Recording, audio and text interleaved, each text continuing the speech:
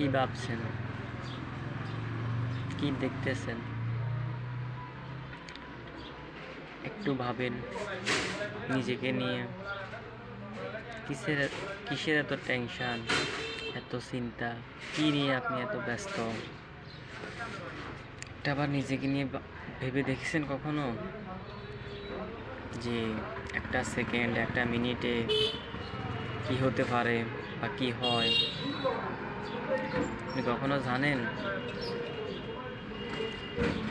একটু নিজেকে সময় দিন, চিন্তা করেন কিসের মায়া আপনি পড়ে আছেন। যে দুনিয়া নিয়ে আপনি পড়ে আছেন সেই দুনিয়ার কথা একটা আবার ভাবেন। যে দুনিয়া আপনি মরে গেলে